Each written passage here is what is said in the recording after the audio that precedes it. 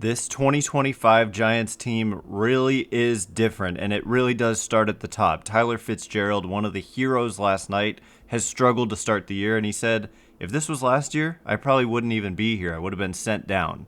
Well, he's here, he contributed, and the Giants win again.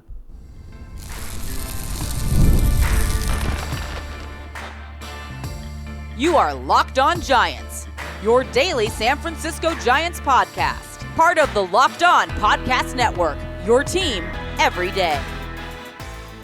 Hello and welcome to Locked On Giants, part of the Locked On Podcast Network, where it's your team every day. My name is Ben Kaspick, and on the show we provide daily episodes Monday through Friday, talking about the San Francisco Giants in a way that's data-driven and rational, but also simple, passionate, and accessible to all. I'm a former contributor for the baseball statistics and analysis websites Beyond the Box Score and RotoGraphs. I've been podcasting about the Giants since 2015, hosting the show for over 6 years, and I'm a lifelong Giants fan. Thank you for making Locked On Giants your first listen every day. We're free and available wherever you get your podcasts, including YouTube, so check us out there if you have not already, and please hit that subscribe button wherever it is that you're following the show. Today's episode is brought to you by FanDuel. Right now, new customers can get $250 in bonus bets when your first $5 bet wins. And coming up on today's show, we're going to get into what I just described as this 2025 team is different, and it really does start at the top. They're 12-4 after winning this game that they fell behind 3-0 in the bottom of the first. They answer with a 6th spot in the top of the second, and that alone is different. But where I want to start is really with what Tyler Fitzgerald had to say about if he would even be here after his slow start to the season. Giants have played now 16 games, so, entering yesterday, the Giants had played 15 games, and they haven't made a roster move after now 16 games. And one of the players who probably, he's right, wouldn't be here right now would be Tyler Fitzgerald after let's just let him describe it. This is an article from Alex Pavlovich of NBC Sports Bay Area entitled Fitzgerald's awaited breakout leads Giants to blowout of Phillies. And Fitzgerald said, quote, last year I probably would have been gone. It was just a shorter leash at times. I did enough last year to where they now, he means, are able to stick with me. It's a confidence boost for sure. So he didn't stop there. He said, at the same time, it's the big leagues and I have to produce. There are going to be weeks at a time when I'm struggling or someone else is struggling, but the coaching staff has stuck with me. It's really awesome to see. And Maria Guardado of sfgiants.com wrote an article, and she wrote that the Giants' willingness to stick with a young player like Fitzgerald, give Yastrzemski a chance to face lefties, is a clear sign of the longer leash the club is expected to extend players under new president of baseball operations, Buster Posey. That approach is a departure from the previous regime, which tended to be more reactive when things weren't going according to plan. And she writes, Fitzgerald admitted that he hasn't felt super comfortable at the plate this year, but he's been working on trying to get on top of the ball, and we'll get into that. He worked with Barry Bonds worked with him to be more specific. And Guardado continues, the Giants could have easily pulled the plug on him at second base, awarded more playing time to someone like Casey Schmidt, but they continued to show faith in Fitzgerald, which gave him the peace of mind to work through his struggles. And he said, quote, everybody's kind of had my back. Maybe if this happened last year, kind of a slow start and a slow spring training, I probably wouldn't be here right now. Just a lot of props to my teammates and my coaches for hanging in there with me. Tonight felt really good. And also, props to the front office. He didn't say that, but that's on his mind, I'm sure, that when he says I probably wouldn't be here, that's not the teammates and the coaches' call. That's the front office's call. And so I really am buying into that. That kind of thing has definitely played a role in the success that the Giants have had this year. is players feeling a little bit more at ease, where they don't feel like they have to produce, otherwise they're going to be riding the bus to Sacramento. You're not riding the bus from Philadelphia to Sacramento, but still, you get the idea. And Fitzgerald said, quote, "It gives me more peace of mind." And then he goes on to say, but at the same time, I guess it's the big leagues and I have to produce, etc. So Fitzgerald, it's kind of amazing. It's that, early in the season, and this is kind of the point, ultimately, about baseball and ups and downs, is that he came into the game. I have to even pull up the, just excluding last night. He came into the game hitting .237 with a .293 on base and a .289 slugging. It was a 71 weighted runs created plus. That's just not good enough. I mean, if he kept that up, a move would have eventually been made. But with one night where he goes 3 for 4 and hits a homer, a triple, and a double, came, the easiest of all the hits away from a cycle. One night, and all of a sudden, his numbers are almost identical to what he did last year in his breakout season. Last year, he hit .280. Suddenly, now this year, he's hitting .286. .286 for a guy who went into the game hitting .237. That's what a 3 for 4 could do for you. So we'll get into Adames later and how he could be turning things around. But last year, Fitzgerald had a .334 on base. Right now, .333. So all of a sudden, he's gotten on base a third of the time. With a strikeout rate, by the way, that's 10 points lower than it was last year, which is definitely significant. Last year, Fitzgerald slugged .497. This year, it's at .476. So by weighted runs created plus, 100 is league average. Last year, he was at 132, meaning 32% better than league average offense. And this year, he's at 129. Almost the same, about 30% above average offense. And it's still a small sample. Fitzgerald has only played in 13 games and has 47 trips to the plate, counting yesterday. But it just goes to show you how, if you just wait it out, that and if the players don't feel that pressure and they can just go out there and be given some leash to perform. We have seen a lot of we saw under the previous regime. I'm going to try to be fair because there was a lot of good that came out of the Farhan Zaidi regime, including, oh, by the way, if you like Tyler Fitzgerald, if you're a fan of what I'm talking about right now, about how he's performing, they picked Tyler Fitzgerald. So many of these players, if you like what Jung-Hoo Lee is doing, the previous regime, they signed Jung-Hoo Lee. And so let's be fair. There were cons and there were pros. And I get it. There was so much roster churn. A lot of people are going to say, well, eventually, of course, you're going to find something. But not every team does. Not every team finds a Lamont Wade who also is struggling. But I believe just like what Fitzgerald has done and Adames is starting to do, that Wade is going to wade at some point, So let's just be fair before we I think there's a little bit too much criticism of the previous regime when it comes to what they did wrong. Actually, I think it's fair to point out the criticism is fair in terms of they were too reactive and too many roster moves and all that. That's completely fair. But at the same time, as I've done a whole show on, this roster is almost entirely made from the previous regime. And so they're 12-4. Willy Adames has barely done anything. I know he had a walk-off 2-run hit with 2 outs in the ninth, so literally one swing of the bat won them one of those games. But, it's largely a roster that was constructed by the previous regime. And so that's just worth pointing out. They don't have any bad contracts on the books. So they're in a good spot. And, they're 12-4, but their big acquisition in the offseason, Willy Adames, has barely done anything himself. Well, that is starting to change. He hit his first home run as a Giant, and suddenly the at-bats are looking better, and is he in line for a Tyler Fitzgerald-esque breakout performance that just brings him back to Willy Adames-type performance? We'll get into it and what he had to say after the game in just a minute, and before we do, today's episode of Locked On Giants is brought to you in part by FanDuel. The NFL playoffs are almost here, and FanDuel is giving new customers an incredible way to get in on the action. Right now, when you join FanDuel and place your first $5 bet, you'll get $250 in bonus bets if you win.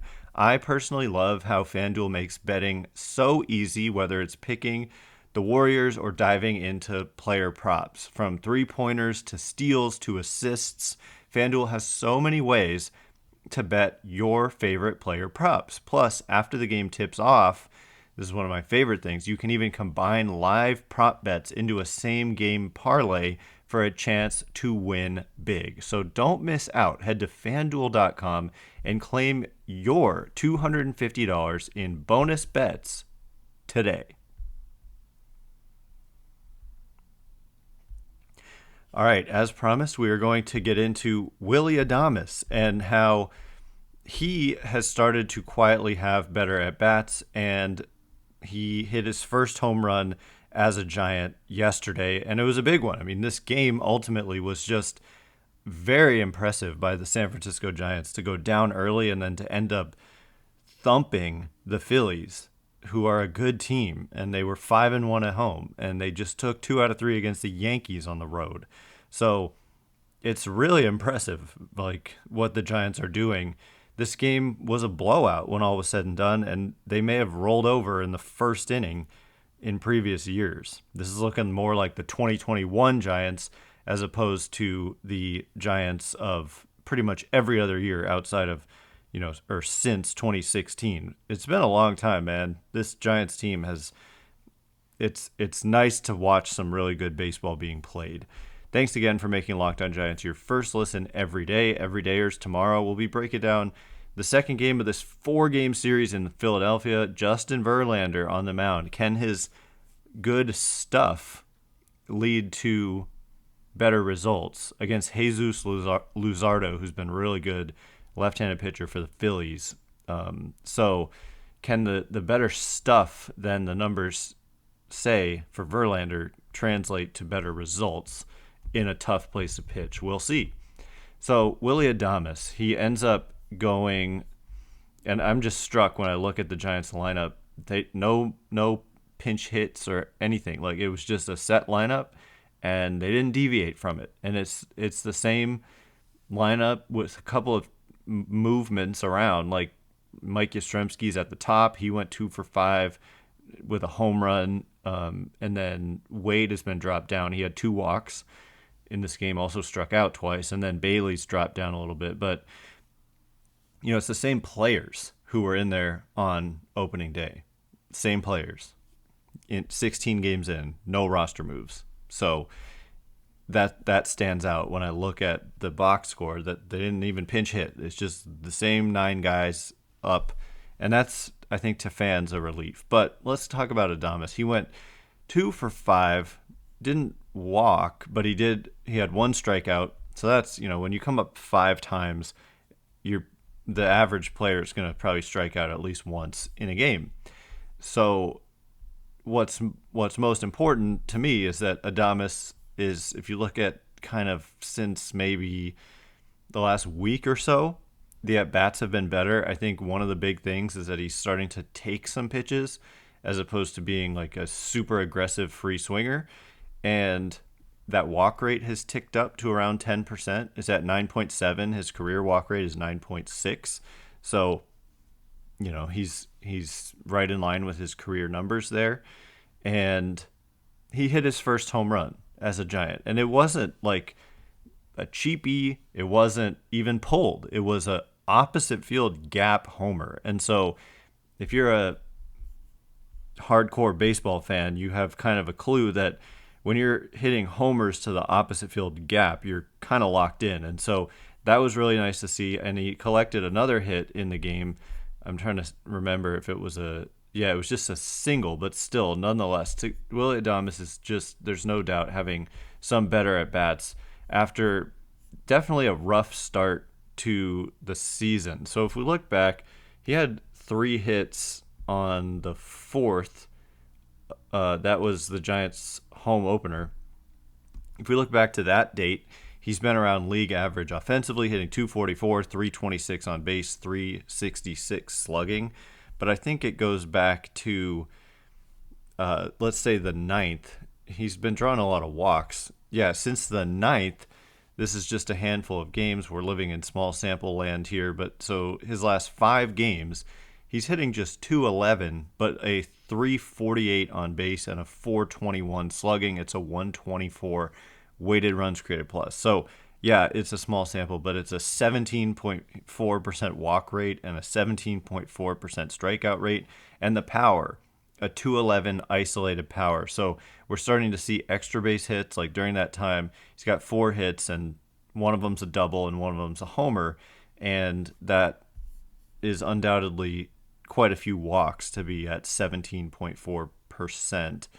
I can't see, it doesn't tell me exactly the number of walks, but yeah, he's just been playing better, and a lot of it has been being more patient, and that speaks to not trying to do too much and just kind of taking what they give you. And if they're not throwing strikes to you, you don't have to be putting too much pressure on yourself to swing and do something. You're kind of just letting the game come to you, as opposed to, it's understandable, like when you're in your first year of a big contract, the biggest contract in franchise history, you're going to want to do something.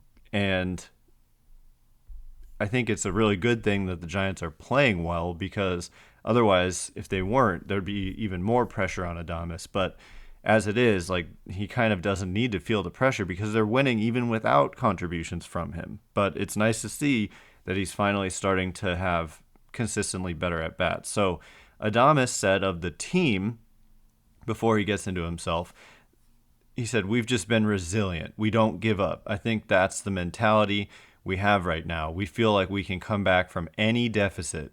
That's a great mentality to have. That puts a lot of confidence on the pitchers and obviously the whole team. And of himself, he said, jokingly, he said, "I was kind of worried. I thought I lost my power.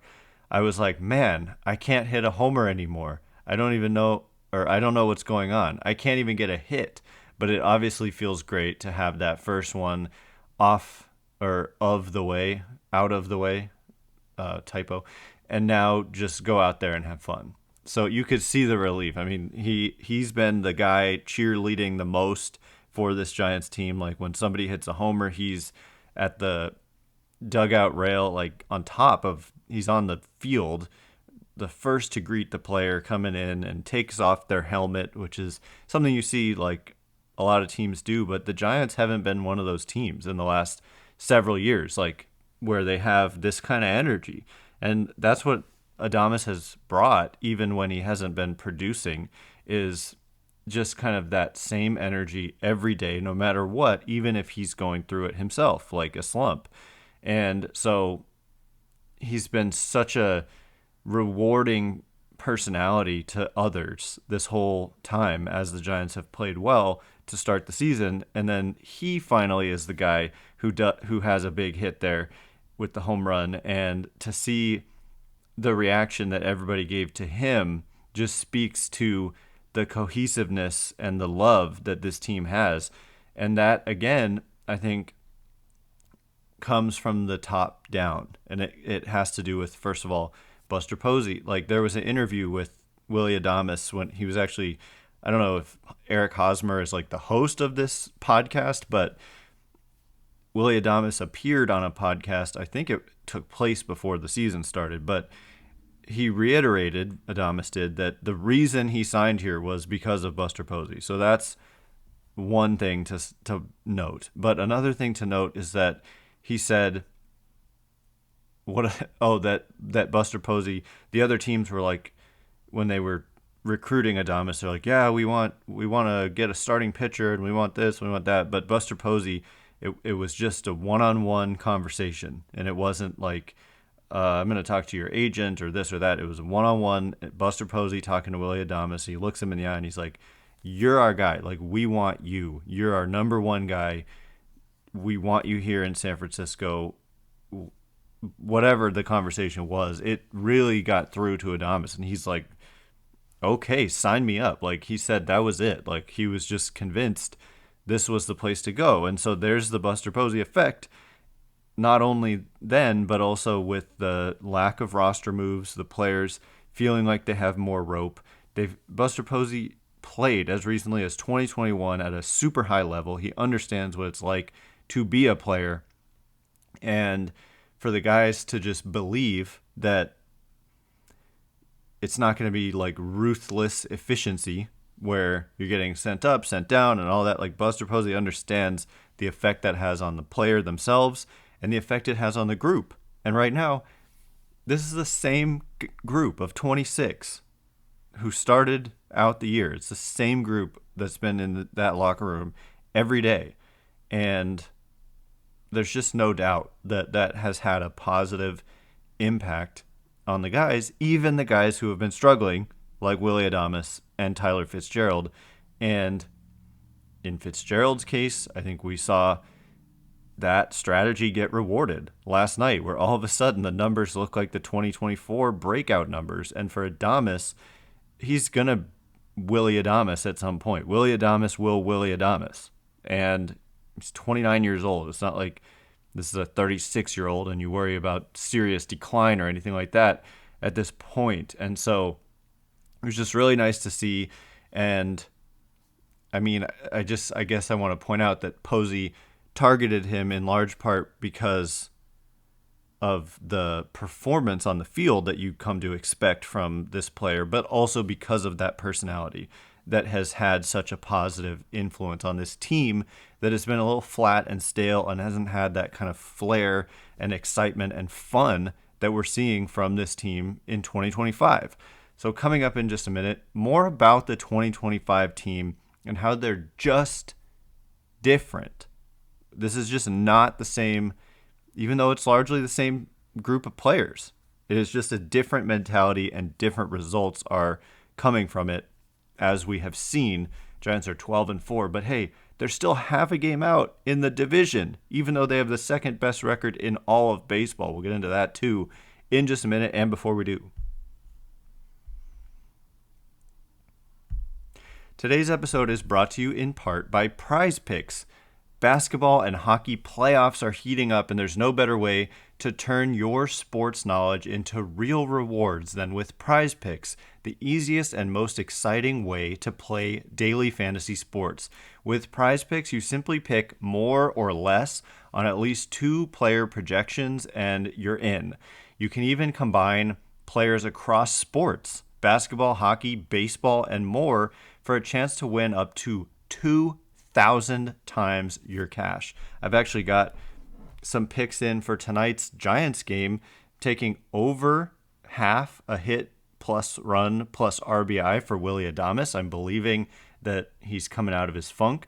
I'm taking over half a total base for Matt Chapman, believing that he's, you can't keep him 0 for 26 forever. And I'm taking, you got to pick at least 2 teams here. I'm taking over half a hit for Bryce Harper because he's Bryce Harper and he's really good. So download the app today and use code LOCKEDONMLB to get $50 instantly after you play your first $5 lineup. That's code LOCKEDONMLB to get $50 instantly after you play your first $5 lineup. Prize Picks, run your game. All right, here we go. We're going to get into the Giants just being different. They're just built different, even though they're built largely the same, and how it's just a mentality thing, but also kind of taking a step back and looking how, unfortunately, this division is playing out even better than people thought. And it's a good thing they've gotten off to the start they've gotten off to. Otherwise, they could be totally buried in the standings right now. Rockies are already 10.5 games out of first place, for example. And first place belongs to the San Diego Padres, who are 11-0 at home. So first of all, they've played 11 home games versus 6 road games. What's up with that? So eventually they'll have to go on the road. Eventually they'll have to lose at home, right? Well, it hasn't happened yet. They're 14-3 on the season, are the Padres. The Giants are 12-4. So it's as if take one loss away from the Giants and add 2 wins. I mean, that's just crazy given how well the Giants have been playing. Padres have been better. And so, and the Dodgers, by the way, are the fourth best team in the league right now. The Mets are third, and the D-backs are in the top, let's see, 3, 6. The D-backs are eighth at 9-7, tied for eighth with several other teams. But it's just been, in a lot of divisions, the Giants would have a lead. In every division, I should say, except the NL West. The Giants would be in first place. But in this division right now, they're a game and a half back. And so it is early to be looking at the standings, but you start to think about, obviously the division winners go automatically, and then there's only 3 spots. And you've got a tough National League East where thankfully the Braves have gotten off to a slow start at 5-11. That helps the Giants.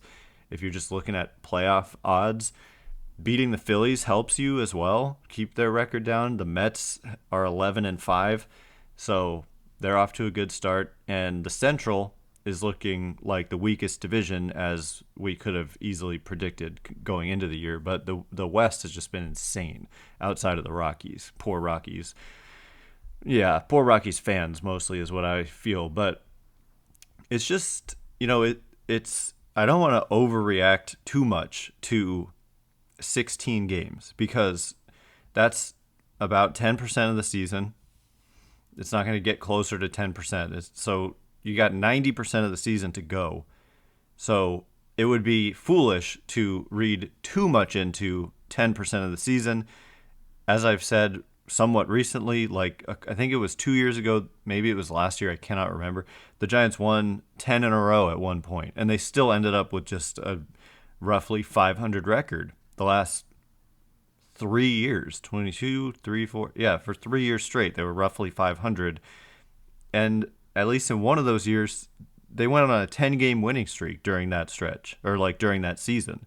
And so what if they started the season with the 10-game winning streak, and what would people be thinking then? And what if this team started with a 10-game winning streak? That's why it's a marathon, not a sprint. And so you can go 12-4 in a 16-game stretch, but then if you go 10-18 or whatever over a 28-game stretch, then you lose, you're 500, and so you've bought yourself some cushion, but you've got to keep it going. And I think that the mentality does lend itself to continuing to perform this way. And also just watching the games, the way they've been, I mean, these are some tough places they've gone into play. New York and Philadelphia. And right now they're 3-1 through their first 4 games on this trip. That says a lot. And then you look at some of the teams that they've played and what those teams have done immediately after the Giants have left town. Like the Yankees had themselves a big game yesterday, hit a bunch of home runs. And yeah, the Phillies came into this game last night struggling offensively, but they broke out with 3 runs in the first inning against Landon Roop, who was very much on the ropes. And Bob Melvin even said he was like one batter away from coming out of that game. Yeah, the Yankees won 4-1. They shut down the Royals, hit 3 homers, I think, in 1 inning.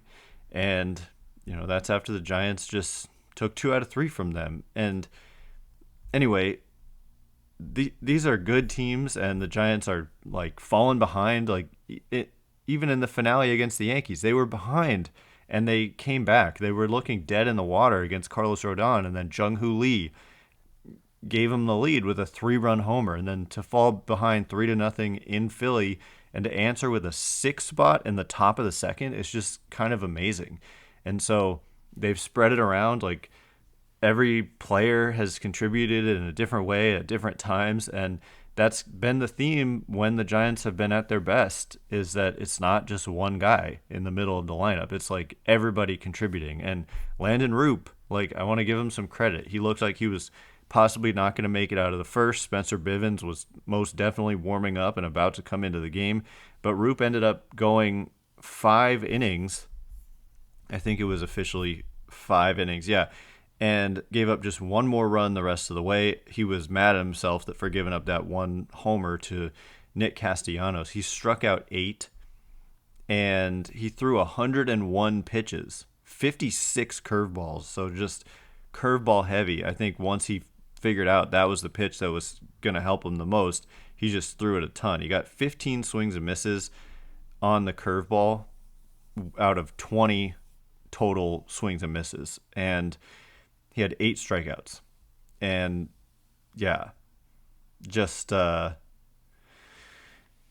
really nice job of by Landon Roop to get through 5 after looking like he wasn't going to get out of the first. And that saves the bullpen for, moving forward. If you have to go to your pen in the first inning, that's a big difference between having to go to your pen in the 6th. And that's what Roop was able to do. We've seen that a few times this year already, where some pitchers were on the ropes and they got through it and ended up going deep, like Justin Verlander. It may have been his last start even. And he's the guy going tonight looking for his first win, which normally I don't care about pitcher wins, but he does as he chases 300. If he gets there, he may be the last pitcher ever to do it. And so he's trying to get wins. Let's see tonight if the Giants are able to get to lefty Jesus Luzardo, who's having a great start to the season. That is all the time we have for today. Thanks for making Locked On Giants your first listen today. For your second listen, check out the all-new Locked On MLB Game Night. Every game, every night, all season long. Get local analysis on a national scale. Find MLB Game Night on Locked On MLB on YouTube or wherever you listen to podcasts. Once again, my name is Ben Kaspick. Check me out on Twitter or X at Ben Kaspick, Kaspick. If you like this show, please consider rating it or leaving a review. It helps me out so much. So thank you in advance, and thanks to everyone who's done so already. I can't wait to be with you again tomorrow. Thanks again for listening today. You are now Locked On Giants.